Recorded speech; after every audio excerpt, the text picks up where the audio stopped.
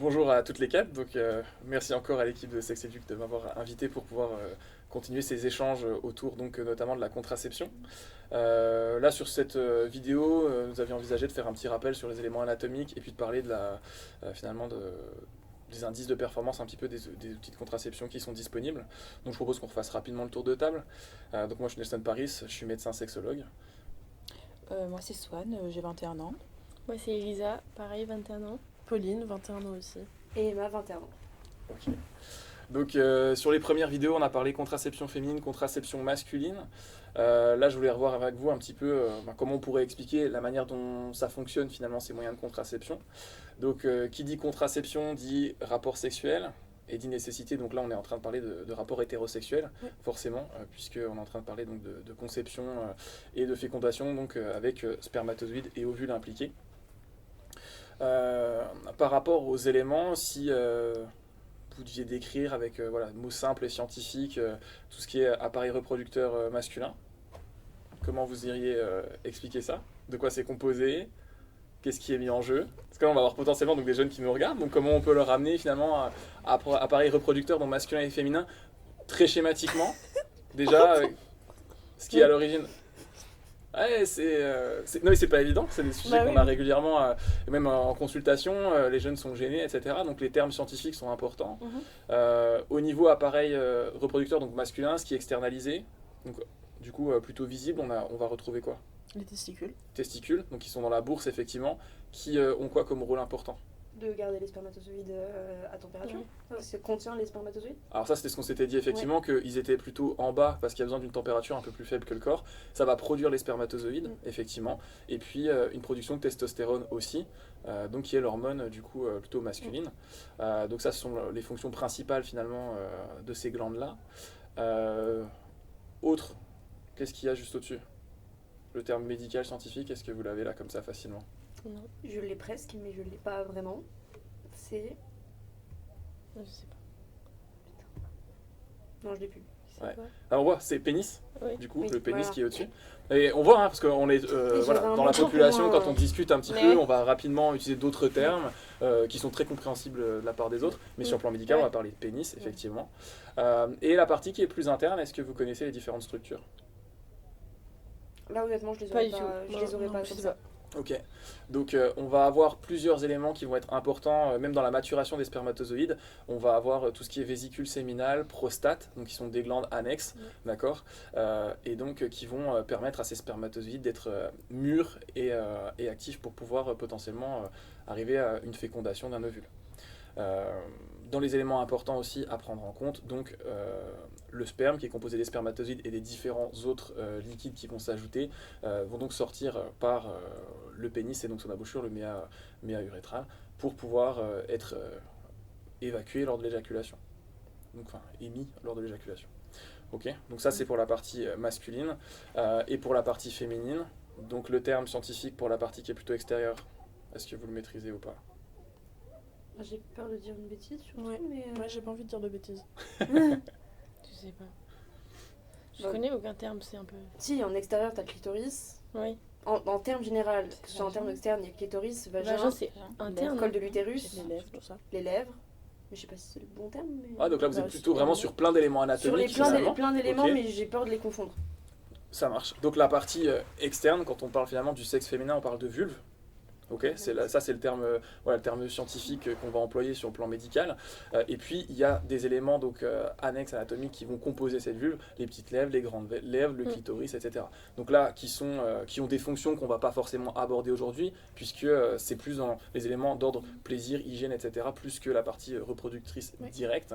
On va avoir par contre en interne, effectivement, donc différentes structures que vous avez évoquées. Donc en fait, vous avez en premier le vagin, qui est donc l'endroit où il y a pénétration et potentiellement par exemple un tampon si à un moment donné il y a des règles, donc c'est à cet endroit-là que c'est. À la fin, donc au bout du vagin, vous allez avoir tout ce qui est utérus et notamment col de l'utérus. Donc l'utérus étant l'organe principal pour la grossesse. Donc c'est là que le bébé se développe et c'est là aussi où il y a tout ce qui est muqueuse et le sang qui est évacué vient de l'utérus. Donc le sang sort par du coup le vagin au niveau de la vulve parce que c'était au niveau donc de l'utérus. Vous avez l'utérus qui a deux extensions dans les coins supérieurs qui vont être donc les trompes et qui vont s'aboucher donc du coup aux ovaires. Donc ça, c'est ce qui va permettre, c'est ce qui compose en tout cas l'appareil reproducteur féminin, sans parler de tout ce qui est poitrine, etc. Mais au niveau en tout cas des organes génitaux, on est là-dessus. Les ovaires vont avoir quoi comme fonction? Vous me prenez de court. Ah oui. Mais donc du coup les ovaires, Bah, c'est premier élément en fait, ça produit quoi? L'intérêt principal. des Des ovules. ovules.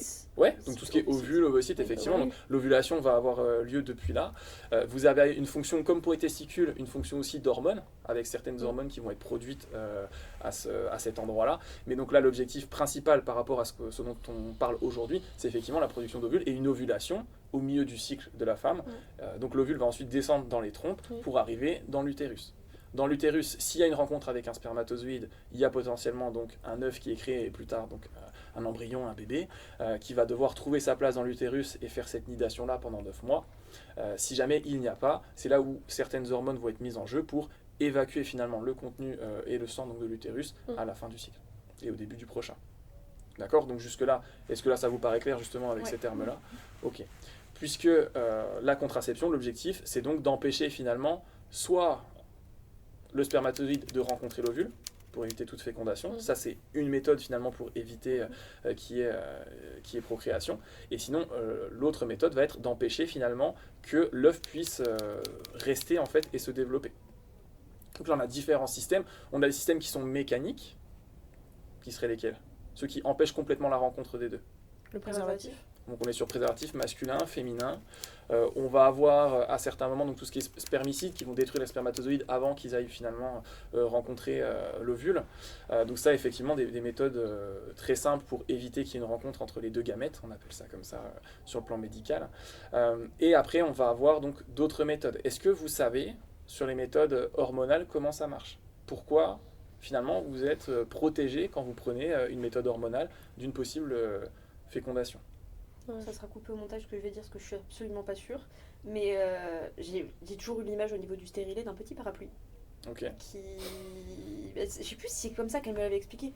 Mais en gros, comme il est déployé dans le col de l'utérus, il empêche la majorité des passages des spermatozoïdes. Et ceux qui passent, de toute façon, sont... Non, je sais plus. C'est pour ça que je voulais pas l'expliquer. C'est intéressant quand même de le voir, du coup, ce que vous en comprenez ou ce que vous avez retenu par rapport à ça. Je l'ai plus très bien, mais ils sont détruits. Même s'il y a un passage, ils seront détruits par un facteur dont je me souviens plus. Et c'est le souvenir que je garde de l'explication au niveau du stérilet. Okay. Vraiment, cette image un peu de parapluie qu'on déploie au moment d'ouvrir et qui empêche en fait un certain passage. Okay. Et après une destruction des quelques qui restent. D'accord. Mais ça se trouve, je suis complètement à côté de la plaque. Ah, pour moi, destruction, on va plutôt être sur spermicide, c'est-à-dire vraiment quelque chose qui a une fonction en tant que telle. Après, déjà, ça dépend de quel stérilet on parle.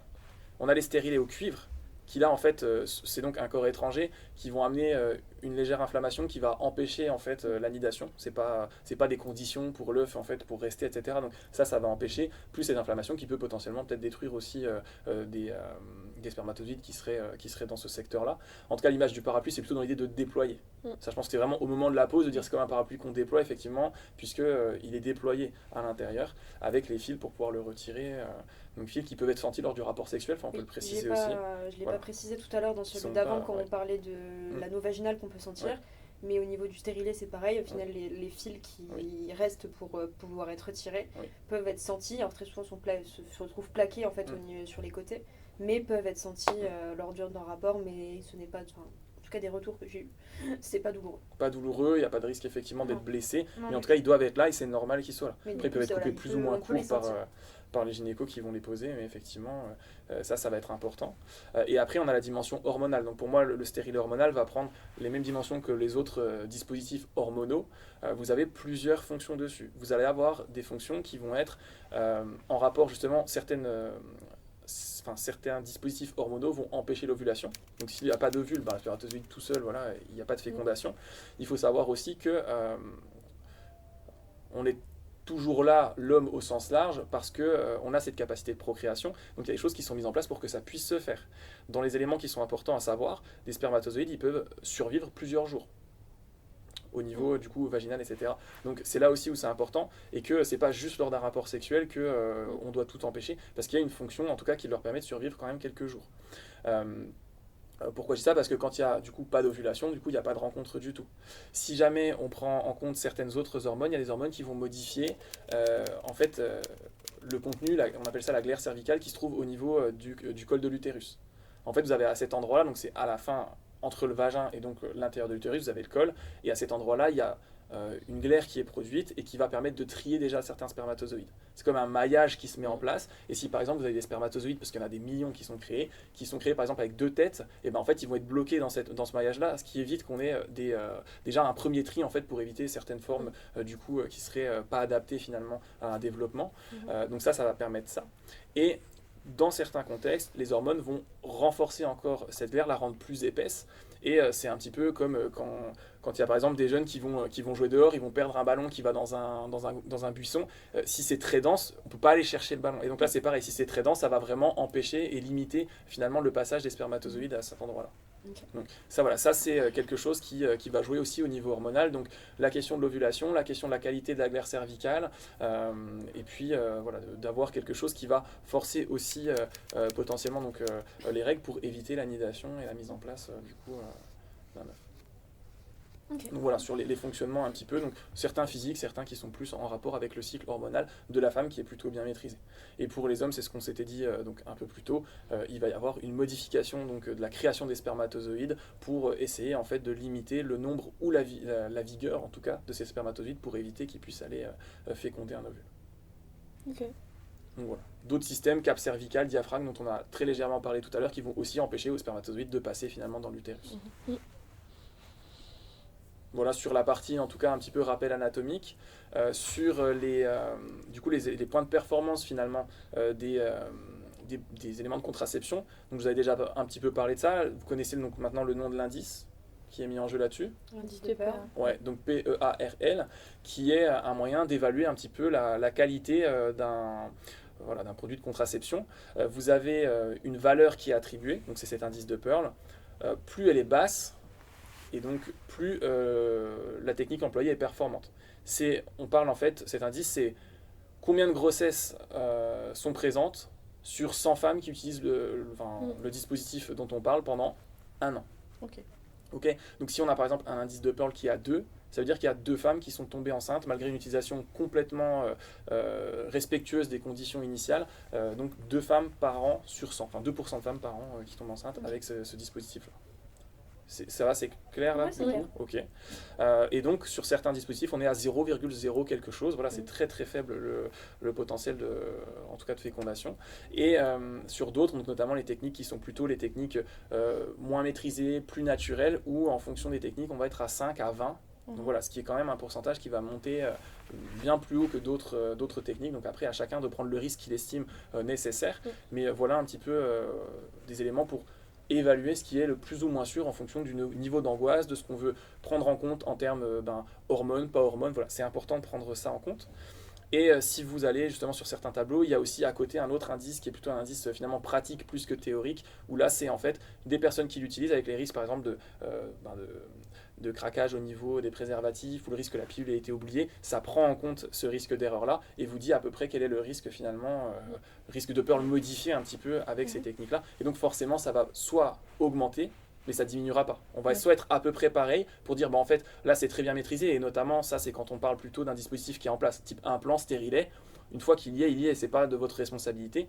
Alors que dans la pratique, tout ce qui est préservatif, pilule, il y a un degré d'erreur supplémentaire. Donc voilà, qui peut être relativement faible, mais qui existe, et donc l'indice va un petit peu monter sur ces dispositifs-là. Okay. Je ne sais pas si vous avez des questions autres, parce que moi je vous pose des questions. Est-ce que vous avez des questions par rapport à ces éléments-là? Au niveau du plus sûr, je crois qu'on n'en avait pas parlé dans les autres, c'est l'implant qui serait le plus... qui aurait l'indice de Pearl le plus faible. Ouais, de mémoire, il me semble que c'était ça, c'était implant, tout ce qui est stérilet aussi. Voilà, on est sur des éléments qui sont en place, et qui, si on a bien respecté la durée finalement de mise en place, et comme je disais tout à l'heure, si on prend bien en compte aussi tout ce qui est, par exemple pour l'implant, prise de poids, etc., normalement on est sur quelque chose qui est plutôt sûr et sécurisé. puisqu'il n'y a pas de mauvaise surprise, c'est là et en fait il y a on n'a moins pas le choix de il y a moins réfléchir. de chances pour l'erreur, comme il n'y a pas d'action à faire dessus. Quoi. Ok. C'est ça. Ok. En sachant que toutes ces questions-là, de toute manière, je pense que le plus intéressant, c'est quand même de discuter avec des professionnels formés. Donc là, notamment, quand on parle plutôt chez femmes, plutôt les gynécologues ou des sexologues. Mais sexologues aussi, il faut bien se renseigner. C'est un titre qui n'est pas protégé, donc il faut voir aussi quelle est la qualification de la personne que vous consultez si c'est un sexologue. Voilà, il y a des diplômes plus ou moins longs. Mes collègues et moi, c'est un diplôme qui se fait en 3 ans. Et il faut d'abord avoir un bagage initial, c'est-à-dire être soit médecin, infirmier, pharmacien, sage-femme, psychologue. Enfin voilà, il y a un certain nombre de métiers qui peuvent prétendre à ce diplôme-là. Et puis c'est 3 ans. Il y en a qui sont plus ou moins courts et où il n'y a pas nécessité d'avoir un bagage. Donc, ça voilà, par rapport à ce titre-là, regardez un petit peu ce qu'il en est. Sinon, sur tous les métiers médicaux, voilà, ça c'est les diplômes classiques. Donc là, vous avez une garantie encore différente, voire supplémentaire. Mais vous avez donc les professionnels, donc médecins généralistes, gynécologues, potentiellement donc urologues aussi notamment. Et puis vous allez avoir toutes les structures dédiées, type planning familial, pour pouvoir discuter. En tout cas, n'hésitez pas à aller à la rencontre de professionnels qui pourraient vous renseigner, en sachant que vous n'êtes pas obligé d'en parler forcément à votre entourage. Il y a des contextes dans lesquels vous pouvez rencontrer des professionnels en toute sécurité et en toute intimité, donc ce qui est essentiel aussi. Ce qui est assez rassurant, parce qu'effectivement, gynécologue ou médecin traitant en premier Gynécologue. Donc on a été 2 en premier à aller voir un gynécologue, 2 à été voir un médecin. Oui. Mais il y avait eu appui des parents ou pas les parents étaient au courant au préalable. Ouais. Donc il n'y avait que ça, donc on a eu la chance d'avoir un contexte qui permet, nous, d'aller voir un médecin ou d'aller voir un gynécologue avant. Mais pour toutes les personnes qui n'ont pas cette possibilité, le planning familial est justement ouvert. On peut y aller seul et on peut rester anonyme. On n'est pas obligé de donner nos informations, ou du moins de les garder renseignées et d'être divulguées. Donc quand on n'est pas très à l'aise, alors soit les parents peuvent être ouverts, mais nous on n'est pas à l'aise avec ce sujet-là et on préfère en parler avec quelqu'un de complètement externe, d'où l'avantage du planning familial. Ou si les parents, eux, ne sont assez fermés sur ces sujets-là, on peut avoir des gens avec qui en parler pour prendre les bonnes décisions, pour en discuter, parce qu'on n'est pas toujours forcément au courant de tout et Internet peut dire tout et son contraire. Donc en discuter avec quelqu'un, c'est bien. Et pareil, ils ont tout un système de dépistage, de gratuité du dépistage, que ce soit de toute façon en laboratoire ou directement au planning familial. Normalement, le dépistage est gratuit jusqu'à un certain âge dont je n'ai plus l'information exacte. Et pareil, ce qui reste très très important de se faire dépister, on parle beaucoup de grossesse, mais c'est encore important et nécessaire de parler d'IST, MST, je ne sais plus quel terme maintenant on utilise, mais IST je crois. Oui. Et de remettre aussi un peu en avant les IST qui restent, ça reste quand même un problème d'envergure. Qui existent toujours, que certains ont tendance un peu à oublier, mais qui sont là. Donc la plupart sont quand même couvertes par le port notamment du préservatif masculin, c'est ce qu'on avait dit un petit peu plus tôt. Il faut aussi savoir que certaines, comme le VIH, ont un long délai finalement avant de se déclarer. Donc quand vous faites un dépistage, notamment pour le VIH, vous n'êtes pas couvert sur les 6 dernières semaines. Et donc si vous attendez 6 semaines pour savoir si finalement vous avez été complètement couvert, si pendant les 6 semaines qui suivent vous êtes protégé toujours par préservatif, du coup vous saurez si vous êtes complètement protégé là-dessus. Mais ça sous-entend aussi que les 2 personnes ont eu des rapports protégés et donc il n'y en a pas un qui a été du coup avec des rapports ailleurs ou non protégés, quoi.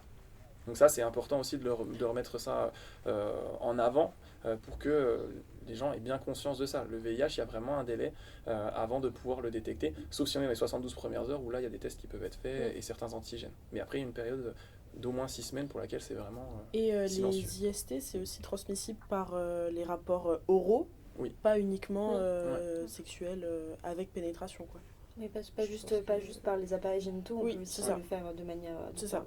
Que ce soit oral, du coup, tout ce qui est rapport du coup, et on a des muqueuses au niveau dans la bouche, et donc au même titre que au niveau des appareils génitaux, donc c'est important de se protéger, et avec s'il y a souhait de vouloir enlever le préservatif pour une relation un peu longue, où on garde le même partenaire pour différentes raisons, il faut d'abord faire un dépistage des 2 côtés pour se garantir à soi-même et à l'autre personne qu'il n'y a pas de maladie, d'infection en soi.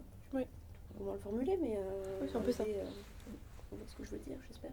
En tout cas, peu importe le type de rapport, s'il y a pénétration et qu'il y a des muqueuses en contact, effectivement, il n'y a que le préservatif qui peut préserver grande partie en tout cas des IST. Et puis après, il y a aussi la question de tout ce qui est HPV, vaccin HPV, où là c'est déclaré dans les IST, mais c'est quelque chose qui est beaucoup plus silencieux. Donc chez les jeunes filles et jeunes femmes, c'est très développé et maintenant c'est quand même reconnu en tout cas d'intérêt, puisqu'il y a pas mal de cancers qui se déclarent à l'âge adulte qui sont basés sur ces HPV-là. Et à titre informatif, mais on a des études dans d'autres pays où ils ont essayé de le mettre même aux jeunes garçons, puisqu'il y a même des cancers chez le garçon qui peuvent être en lien avec des HPV justement à l'âge adulte, notamment cancer de la gorge, etc. L'HPV, c'est quoi déjà? C'est tout ce qui est papillomavirus. Ouais. Okay.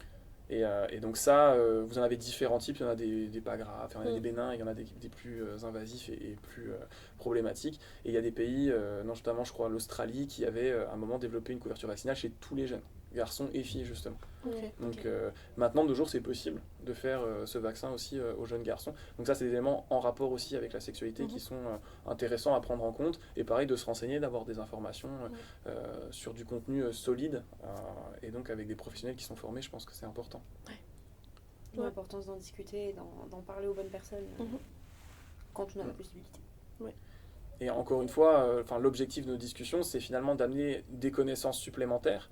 On n'est pas du tout dans une course à la sexualité, il n'y a rien qui impose de débuter sa sexualité. Il y a largement le temps, ce qui compte c'est d'être en sécurité dans sa relation et au niveau aussi corporel finalement. Donc là on abordait beaucoup la partie contraception et IST, mais il faut bien prendre en compte que c'est pas parce qu'on est informé qu'il y a une volonté de débuter quoi que ce soit. C'est juste que le jour où ça viendra, des personnes informées seront plus en sécurité que quelqu'un qui a justement occulté ça parce que problème d'intimité, problème de savoir avec qui en discuter.